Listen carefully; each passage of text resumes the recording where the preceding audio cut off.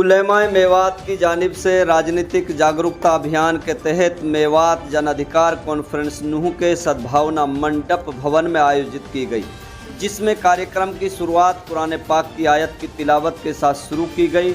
इस कॉन्फ्रेंस का मुख्य उद्देश्य मेवात के हक और अधिकारों को सुनिश्चित कराना है। इस कार्यक्रम की अध्यक्षता अकबर कासमी ने की। इस मौके पर सैकड़ों उलेमाओं ने अपनी अपनी बातें रखी और देश के वजीर आलम प्रधानमंत्री नरेंद्र मोदी और विपक्ष के नेता राहुल गांधी को पत्र लिखकर मेवात के हक और अधिकारों को लेकर मांग की जाएगी, ताकि मेवात की रोज़मर्रा की समस्याओं का समाधान हो सके और पिछड़ा हुआ मेवात तरक्की की राह पर आ सके। मेवात के उलेमा हजरात 36 बरादरी को लेकर काम कर रहा है, ताकि देश में अमन, शांति और भाईचारा कायम रह सके।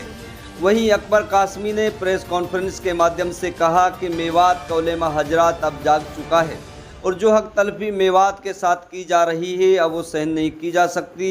जो पार्टी हिंदू, मुस्लिम, सिख, ईसाई, गरीब, मजलूम, दलित, पिछड़ा वर्ग के हक और हुकूक को लेकर काम करेगी, उलेमा हजरात चुनावी मौके पर उसका साथ देगी। ये फैसला मीटिंग के दौरान लिया गया है। इस कार्यक्रम में साबिर कासमी सहित सैकड़ों उलेमा हजरात उपस्थित रहे। देखिए आगे की ये रिपोर्ट। सर, आज मेवात जन अधिकार कॉन्फ्रेंस के अंदर की गई है, काफी उलेमा एकत्रित हुए हैं, तो इसके माध्यम से क्या संदेश आप देना चाहते हैं? देखिए, हमने दो संदेश दिए हैं। एक तो हम कौम को पैगाम देना चाहते हैं कि जो आपका वोट मांगे वोट ले और बदले में आपको कुछ न दे, आपके अधिकार न दे, उसको सबक सिखाओ और उसे अपने अधिकार के मुतालबा करो।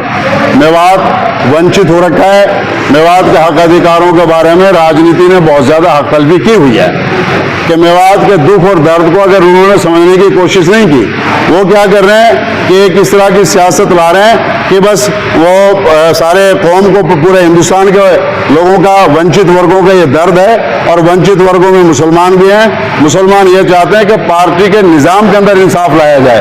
ये मनमर्जी से टिकट बांटते हैं, मनमर्जी से लोग समाजों पर थोप देते हैं और मनमर्जी अपनी पूरी करते हैं। इसलिए हम इस पैगाम के माध्यम से उनको ये भी मैसेज देना चाहते हैं कि अगर मेवात की आवाज़ नहीं सुनी गई तो हिंदुस्तान में उनको इसका जवाब देना पड़ेगा। आवाम के बीच में बिल्कुल लाया जाएगा और हम पूरी मांग और मुतालबा और मेवात के हक अधिकारों में कोई समझौता नहीं करेंगे। राहुल गांधी इस भरम में ना रहे हैं, कांग्रेस हाईकमान इस भरम में ना रहे कि मुसलमान बिना कुछ सम्मान लिए और बिना कुछ सम्मान दिए उनके साथ चलता रहेगा।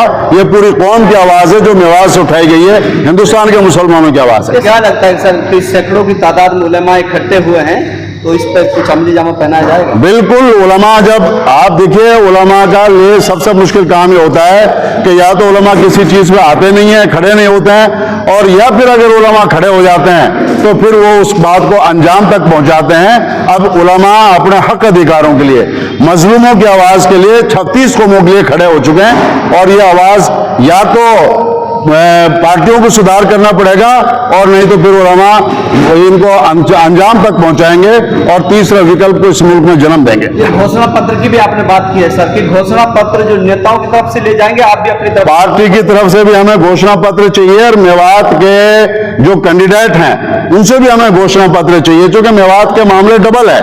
यहाँ पे सिर्फ पार्टी ही नाइंसाफी नहीं कर रही, यहाँ जिस आदमी को मुख्यमंत्री का चेहरा डिक्लेयर किया गया वो भी नाइंसाफी के ऊपर खड़ा हुआ आदमी है, और यहाँ जिन लोगों को टिकट दिया जा रहा है वो भी यहाँ बल्कि सबसे ज्यादा नुकसानदायक लोग हैं। तो हमारा मुतालबा तीनों से है कि पार्टी हरियाणा प्रदेश से भी और ऑल इंडिया से भी और यहाँ के नुमाइंदों से भी कि वो होश के नाखून लें और कौम के इग्नोर ना करें, कौम को नकारें नहीं।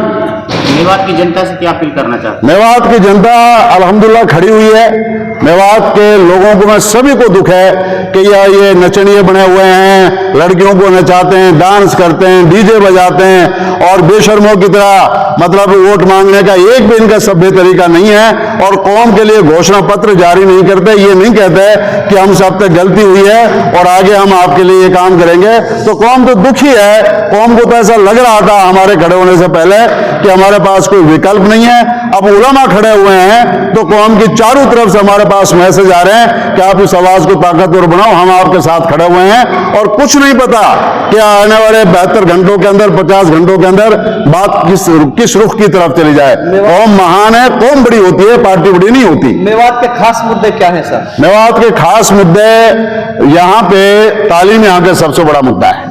और तालीम के बारे में हम आपको बताएं अगर, तो इतनी आसानी के साथ यहाँ 100% तालीमी इनकलाब लाया जा सकता था और लाया जा सकता है, मगर तालीम के मामले में इन लोगों की शून्य सोच है।